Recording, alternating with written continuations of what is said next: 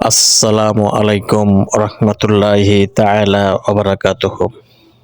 Welcome back to my YouTube channel.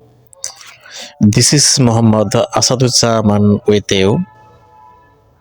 NTRC update 19তমদের জন্য সুখবর না দুঃসংবাদ। মহান একটি আপডেট নিয়ে হাজির হলাম।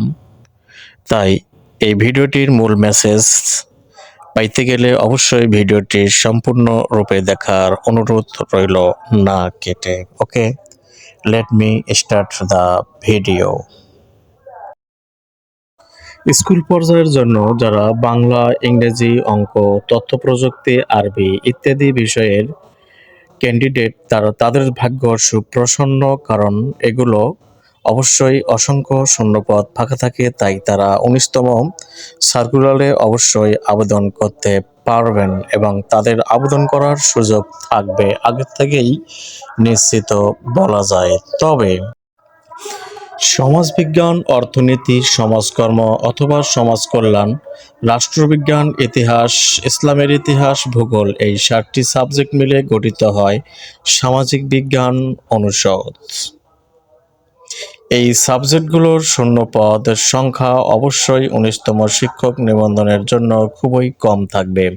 তাই যারা এই সাবজেক্টগুলোর ক্যান্ডিডেট রয়েছেন তাদের আসলে ভাগ্যটা খুব সুপ্রসন্ন হবে না এই 19তম নিবন্ধন সার্কুলারের জন্য।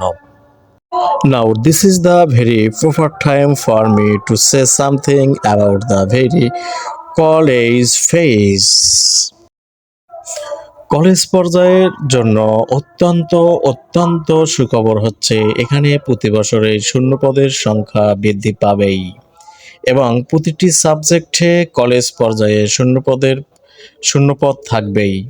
তাই কলেজ পর্যায়ে 19তমরা সকল সাবজেক্টে আবেদন করতে পারবেন ইনশাআল্লাহ। তবে আরেকটি বিষয় না বললেই নয়, তা হচ্ছে সাবজেক্ট অফ দর্শন সাবজেক্টটি যারা ক্যান্ডিডেট রয়েছেন তাদের জন্য কপালে ভাঁজ পড়ার মতো একটা বিষয়, কারণ এই সাবজেক্টেও সচরাচর শূন্যপদ খুব কম থাকে।